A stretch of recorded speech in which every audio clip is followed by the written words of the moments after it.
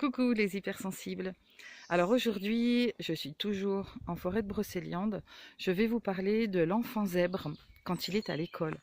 L'enfant zèbre à l'école, j'aime pas trop les mots, mais bon, c'est un enfant surdoué. Donc avec des capacités hors normes. Vous allez le reconnaître comment? D'abord parce qu'il va pas tenir en place. Ça, c'est vraiment un des premiers éléments. L'enfant zèbre ne tient pas en place. L'enfant zèbre est capable de réaliser les mêmes tâches que les autres, mais de manière extrêmement plus rapide. Il va les faire une fois, il va parfaitement avoir assimilé le truc. En règle générale, il va carrément refuser de refaire l'exercice ou d'en faire un qui soit absolument similaire. Les maîtres et maîtresses d'école, d'ailleurs, s'arrachent littéralement les cheveux avec ces enfants-là. C'est des gamins qui vont vous demander à vous, surtout si les enseignants refusent de le faire, de leur proposer des exercices qui seraient susceptibles en fait d'être proposés à des enfants beaucoup plus âgés.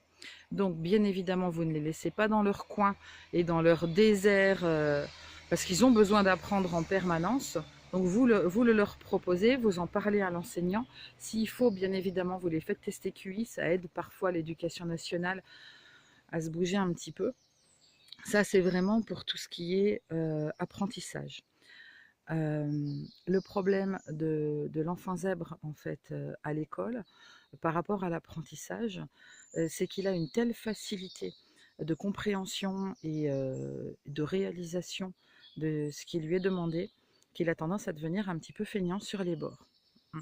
Ça, c'est embêtant parce que du coup, là où les autres enfants vont apprendre à travailler, lui en fait va se laisser vivre. Et quand il va falloir qu'il commence à apprendre à travailler pour être capable au moins d'enregistrer le cours du jour en arrivant au collège ou seconde, de manière à pouvoir progresser et passer de classe, et ben lui finalement n'aura pas cette capacité d'apprentissage et risque fort à se retrouver en échec scolaire complet. Alors pour éviter l'échec scolaire complet, vous avez des établissements, des organismes très très spécialisés, privés bien évidemment et souvent extrêmement coûteux, hein, mais enfin bon, il y en a quelques-uns en France, où vous pouvez éventuellement inscrire votre enfant. Là, forcément, ben, il retrouve un terreau extrêmement riche dans lequel il peut s'épanouir complètement. C'est ce qu'il y a de mieux. Après, faut être honnête, on n'a pas tous toujours les moyens de faire ça. Et dans ces cas-là, l'idéal, c'est quand même d'aller prévenir l'enseignant de ce qui se passe, quitte à lui montrer des tests QI, et à lui demander s'il veut bien avoir la gentillesse de proposer à votre enfant des cours qui soient tout à la fois de sa classe, mais aussi de la classe ou des niveaux supérieurs.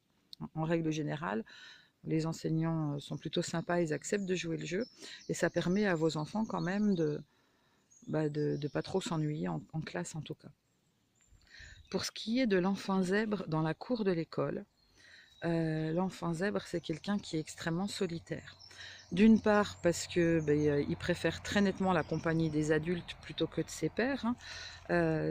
En fait, il s'ennuie prodigieusement avec des enfants de son âge. Mais d'autre part parce que les enfants de son âge ne veulent pas de lui. Il passe pour le premier de la classe, pour celui qu'on montre du doigt, qu'on tient à l'écart. Bon, c'est un petit peu comme ça que c'est vécu, c'est très moche, c'est très destructeur et on ne peut pas y faire grand-chose en tant que parent. On peut même rien y faire en fait. Donc c'est des gamins que vous allez repérer dans un coin de la cour, à pousser 3 ou 4 petits cailloux, en espérant que la récré passe très très vite, qu'ils puissent retourner en classe, et avec cet espoir un petit peu au cœur que le cours qui va arriver, ils ne l'ont pas déjà survolé, ne serait-ce qu'en partie, et qu'ils vont vraiment faire une belle découverte et qu'ils vont pouvoir nourrir un petit peu leur esprit. Voilà, ok. Donc vivre avec un enfant zèbre, c'est pas simple, mais sa scolarité, ça relève vraiment du parcours du combattant. Il faut que vous en ayez parfaitement conscience. On ne punit pas, on ne blesse pas un enfant zèbre qui fait des bêtises dans la cour ou dans la classe parce qu'il s'ennuie.